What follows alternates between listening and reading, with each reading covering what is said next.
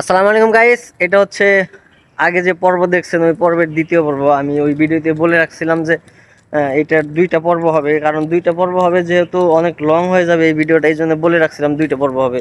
তো আপনাকে যে বারের কথা বলছিলাম এটাই সে বার। আমি ক্যামেরাটা একটু ঘুরাই দিই, ক্যামেরাটা ঘুরাই দিয়ে আপনাকে বারটা একটু ভালো করে দেখাই যে একটা ফ্যাক্টরির ভিতরে বার থাকাটা মানে কতটা শৌখিন হইলে একটা ফ্যাক্টরি এইরকম করতে পারে। এখানে সাইনবোর্ড আছে, আর ভিতরে যাওয়ার মতো পজিশন নাই, কোনো সিকিউরিটিও নাই। যদিও সিকিউরিটি চেয়ার ফাঁকা, তো সিকিউরিটি চেয়ার থাকলে হয়তো চেষ্টা করে দেখতে পারতাম যে ভাই আমি একটু ভিতরে, যদিও অ্যালাও পাইতাম না। এখানে পারমিশন পাওয়া এতটা সহজ না। আর আমরা তো আসলে কি বললে মানে একটা ফ্যাক্টরিতে আমরা ল্যাপটপের বাইরে, ছোটোখাটো ফ্যাক্টরিতে ল্যাপটপের বাইরে হিসাবে মোটামুটি ভালো একটা সম্মান পাওয়া যায়, কিন্তু এইখানে এইখানে আমরা আসলে কিছুই না।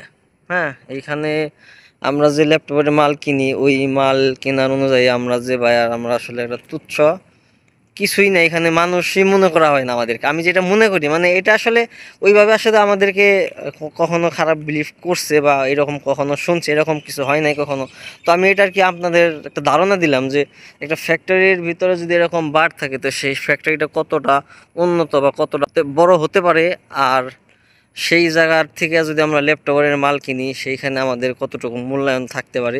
তো এই জন্য আর কি আপনাদেরকে বলা।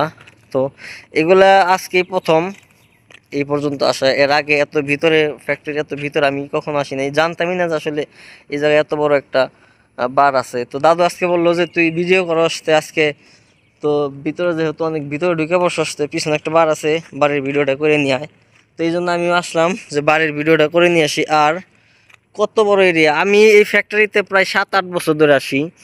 তো আমি এই ফ্যাক্টরিতে আসি বলতে আমি যে হাউস অফ ফ্যাশনে চাকরি করি, যে জায়গার মাল রিসিভ করি, যে স্যারের মাল, তো এই স্যারের কাছে 7-8 বছর ধরে আমি চাকরি করতেছি। তো 7-8 বছরের মধ্যে আমি এই এই পর্যন্ত মানে ফ্যাক্টরি এই পর্যন্ত আসতে পারছি। 7-8 বছর ধরে আমি ফ্যাক্টরিতে আসি। তো যখন ছোট ছিলাম তখন সিনিয়র পার্সন যারা আসতো তাদের সাথে তো শুধু আসতাম, মাল উঠাইতাম। তো এখন সিনিয়র পার্সন বলতে গেলে আমি, যারা আমার সাথে ছিল তারা তো সবাই চাকরি বাকরি ছেড়ে দিছে, যার যার মতো যার যার পজিশন নিয়ে চলে গেছে, এক একজন এক এক জায়গায় চাকরি করে। তো আমি এখন পর্যন্ত এখান থেকে চেঞ্জ হইতে পারি নাই। আর চেঞ্জ হইলেও আসলে আমি চাকরি একবার বাদ দিছিলাম, জানেন যে 1 বছর বাড়িতে যে আসছিলাম, অন্য কোনো কিছু করার চেষ্টা করছিলাম কিন্তু করতে পারি নাই। তো ঘুরে ফিরে আবার সেই জায়গায় আসছি। তো এগুলার ভিতরে সব এগুলো মনে হচ্ছে নিটিং মেশিন। তো দেখানোর মতো পরিস্থিতি নাই ভিতরে গিয়ে, যেহেতু সিকিউরিটি নাই, কোনো লোকজন নাই, কার কাছে কি বলে ভিতরে ঢুকবো। আর আমার এই কি বলে, যেহেতু এখন এগুলো সব পুলিশের আন্ডারে, সব কিছু দায়িত্ব পুলিশের।